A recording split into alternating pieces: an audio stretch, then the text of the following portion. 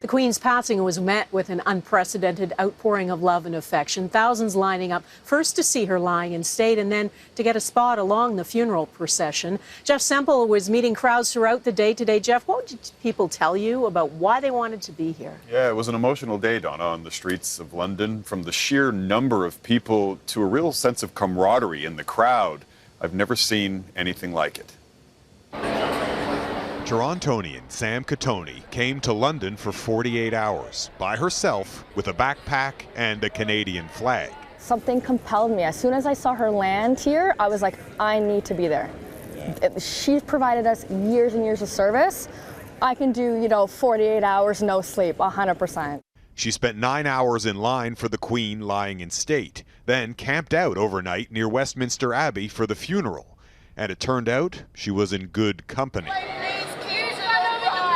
A tsunami of people seemed to flood every street in central London, hoping to snag a coveted spot for the funeral procession.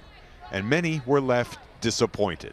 Much has been made about the security operation that was involved going into this unprecedented event. You see the police officers here, they are everywhere. And this crowd, this is about as close as they're allowed to get to the actual funeral procession route.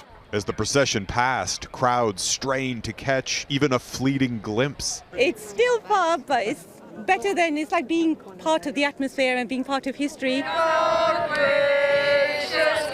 Even those who'd waited for hours but still couldn't see were remarkably upbeat, compelled to be here together. It's the sense of community. And it's just amazing that because we're all here for the same reason, we're all here to pay respect to a dearly loved Queen.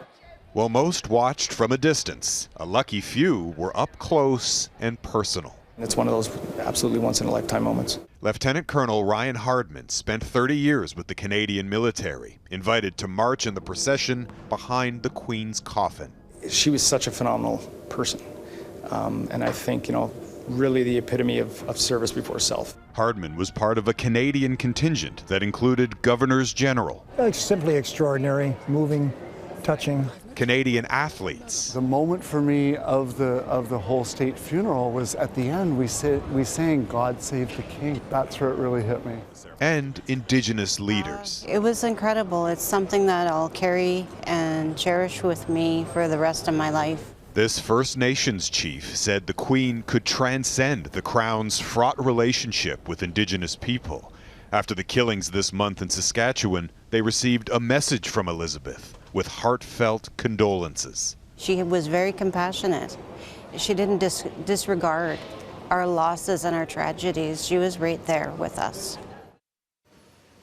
Just an extraordinary cross-section of people from all walks of life united here today in their admiration of a queen, Donna.